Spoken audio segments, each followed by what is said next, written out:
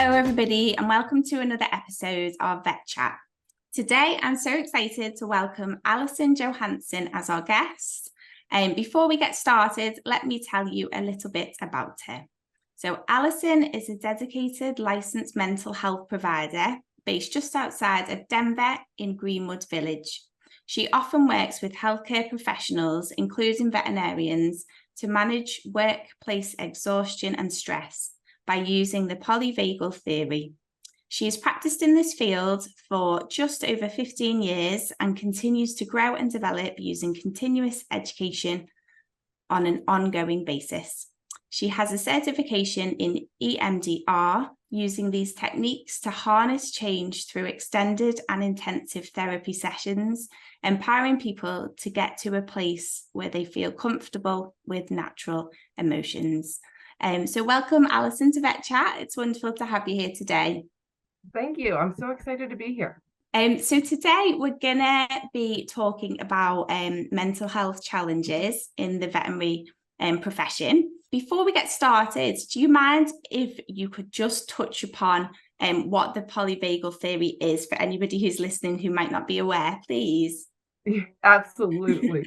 So the polyvagal theory is the idea that our nervous system, the part of our brain that responds to safety and fear, actually has three different parts. The first part is our dorsal vagal, and it's the oldest reptilian part that, in simplest terms, is geared towards freeze or faint responses. Mm-hmm. What it looks like in humans is often looks like depression, right, and slowing down, difficulty concentrating. Mm-hmm. The digestive system slows a decent amount. And then the next one up is the sympathetic nervous system. And it is more geared towards the fight or flight in simple terms. Okay. It can look like anxiety. It can look like, I just want to get out of here. It can look like burnout. Some burnout can be in either place, actually. Mm-hmm. And then the ventral vagal, which is more of the pack animal connectedness. We want to be around each other. We want to connect to each other. We connect to ourselves. It's the safest place.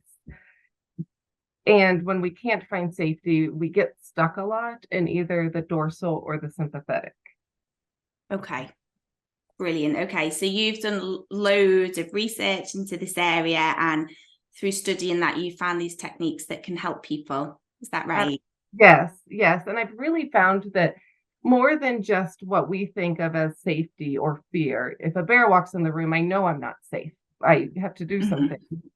It actually really plays into vicarious trauma. It plays into burnout.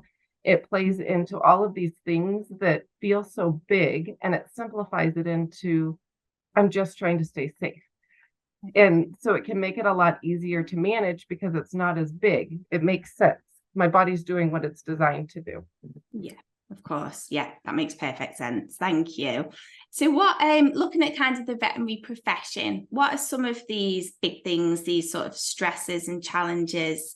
What things can veterinarians face? The obvious ones, you're having to deal with euthanasia. You're also having to deal with difficult people. Your clientele they're not speaking human, so someone has to bring them in. And many people went into the field not for the humans, quite frankly, even though you have to talk to them, which creates another stressor.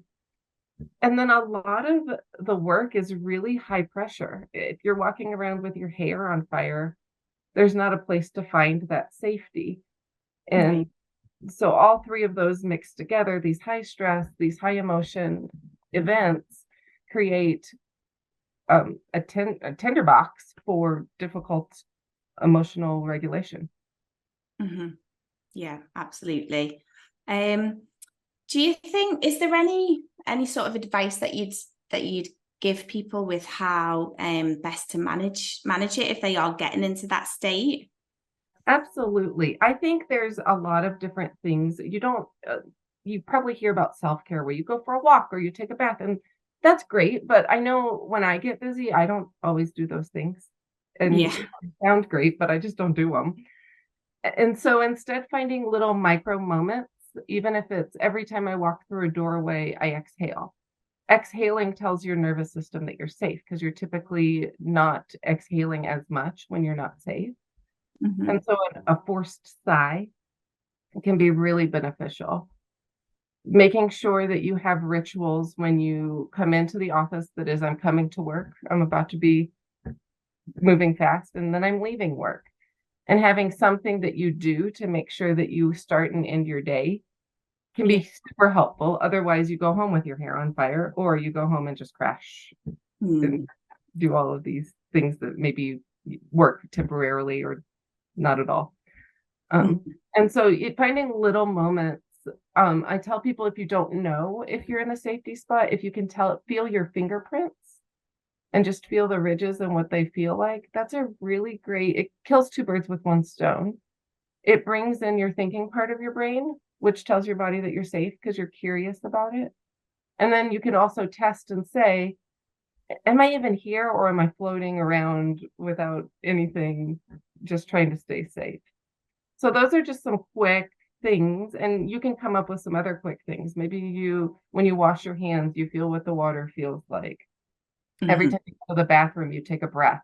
The things that you're already doing throughout the day, so it doesn't have to be big. Yeah, absolutely. That's really good advice. Just little things that really make you stop and think that, this is it, slowing down now. Yes. Or even, like I said, just an exhale. You don't have to think about an exhale. Your body says, oh, I must be alive. Good news. No, that's so you've obviously been working with veterinary professionals for quite some time now. I'm just really interested to know, are there any sort of personality traits or any similarities that you've become aware of over your experiences that make veterinarians prone to, maybe anxiety or depression, anything like that? It's funny you say that. I was just reading an article that used the word neurotic, and I'm like, that's mean. I don't want to call people neurotic, but really, there's a perfectionism, and I don't know if it comes from school or if to get through school you have to be a little bit of a perfectionist. But that perfectionism can create a lot of stress because nothing's perfect, and so there's this extra level of pressure that comes from, I have to do everything exactly the way that it needs to be, and it has to turn out the way that I want it to. That creates an extra layer of stress. So I prefer perfectionism. I've actually read several papers that say neurotic, and people sort of laugh at that, but that's mean. We'll just say perfectionism. Absolutely. Are there any tips that you have around the sort of stigma that can surround mental health? Is there anything, any kind of tips that you might have around discussions or signposts, for people who might be struggling and, might need some support right now? I think that there's two questions in that. The stigma, I think, comes from the top. The schools have to talk about it before it ever becomes, when people are students. The agencies need to talk about it, and not just talking about it in a superficial, hey, look, we're talking about mental health way, but really saying, how are you doing? And I care about that. And let's talk about ways that you can manage this from a top-down level. And then as people are doing that, being able to say, when people's brains start to move slower, so they make a little bit more mistakes, it might not just be because they're making a lot of mistakes. It might be because their brain can't think because it's trying to stay safe. And so those are red flags. Or if someone feels mopey or negative, they start getting agitated or irritable a little bit more. Those are really big signs that if you're one of these top professionals, you can stop someone and say, is this hard right now? Not saying just what's going on, because people don't want to talk about it because it's still stigmatized. Yeah. But saying, is it hard? Yeah. Do you think there's enough support for people like practice managers and people in practice to know to ask these sorts of questions? Yes. I think any kind of training or any kind of information around it, because when you're starting to break a stigma, there's there's some fine nuances around not being just superficial around it. We create therapy, go to see a therapist, moving on, or go for a walk and you'll be fine. But really stopping and saying, gosh, things are hard. This is a hard profession. Let's call it what it is. Mhm. And I think you should be proud that you do what you do because it is hard. And being able to take care of yourself is important. Mhm. Yeah, absolutely. Okay, lovely. That's great advice. Thank you, Alison. And what about are there any sort of systemic factors in the veterinary industry that you think might worsen mental health challenges for vets? Have you come across anything Yeah, there? I think it's changing some, but school is definitely sort of suck it up, pull it up by your bootstraps, and don't talk about how it's hard, except for to each other, Yeah. um, which creates kind of this culture within itself when people get into the field of I have to suck it up, and this is just the way it is. I signed up to be a veterinarian, so this is what I do. Mhm. Um, and that kind of systemic piece, I think it's not other than the fast pace, which I don't know how to stop that because it's just sort of what it is. I Mhm. think that's the biggest systemic piece. Yeah, no, absolutely. Um, okay, wonderful. No, that's great. Thank you for sharing that. Have you noticed a change? Obviously you've been working for veterinarians for a while now. Have you noticed a change over like recent years with the profession as a whole? Absolutely. I think Yeah. people are using, suicide rates got really, really high in your field. And I think that's something that hit home to a lot of people. It can't not. And Yeah. so people started opening their eyes and saying, ooh, maybe there's something we're doing wrong. Large research papers started coming out saying this profession has higher mental health rates than any others. And I think people were forced to look at it. So even in just the last year or two, I noticed this huge push towards what do we do? Yeah. Unfortunately, it had to get really yucky before that. Yeah, absolutely. That's really positive though that you have noticed that, Yeah, in recent years. absolutely. It takes a long time for change, Yeah. but at least it's starting. Yeah, definitely. If any of our listeners are listening and now thinking, I'd love to go back into practice, I'd love to make a difference. Have you got any tips where they could kind of start with this? Um, Starting with the mental health piece as Yeah. they go back into practice. You make a plan that involves your values. One of the biggest problems with burnout is that an agency stops fitting someone's values. And so, really sitting down and saying, what are my values? What are the things that are most important to me? And then saying, is this really what's important to me? Or is this something someone told me should be important to me? Yeah. Uh, and really looking at, you're allowed to say money is one of your values. You're allowed to say power is one of your values. Those are sort of Mhm. taboo subjects. But really sitting down and saying, what are the top three things in my life, not just my profession, that Mhm. give me energy, that make me feel whole? And then deciding how can I fit that into my career so that when I start back, I'm starting back with something that's filling me up.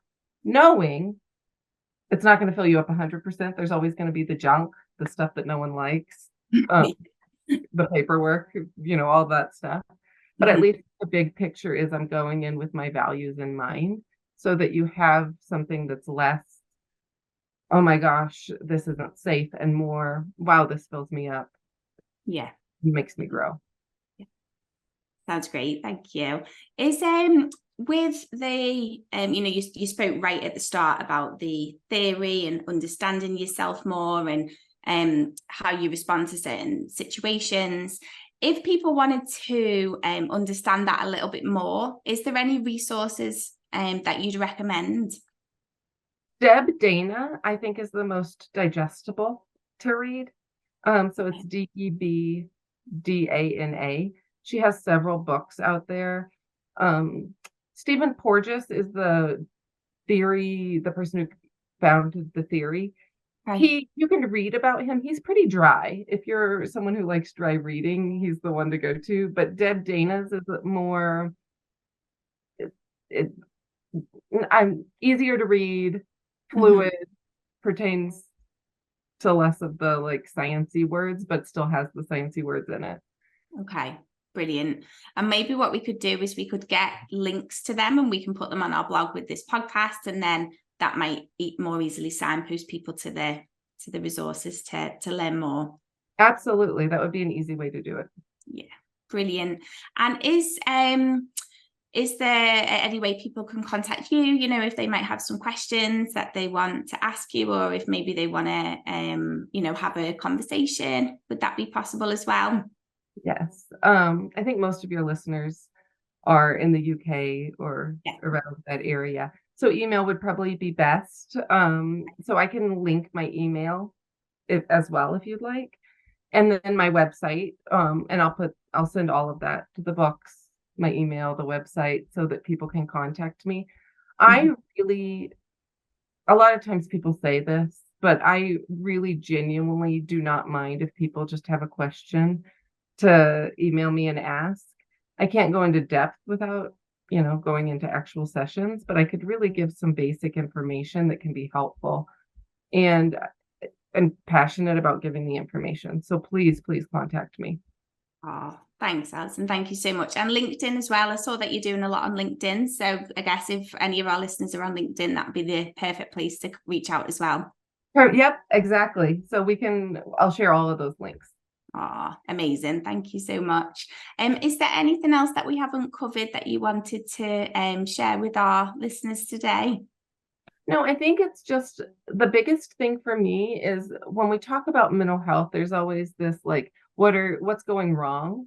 And I really just want to commend each and every person listening for being in the veterinary profession. It's a hard profession to be in. And while there's mental health concerns, you know, giving yourself credit as well for the hard and the impact that you do make, because that's hard to see when you're in the place where it feels like you're not making a lot of impact. That's great. Thanks, Allison. Thank you so much. Thank you for being here today, for joining us, and for sharing your insights as well. It's been great. Thank you so much for having me.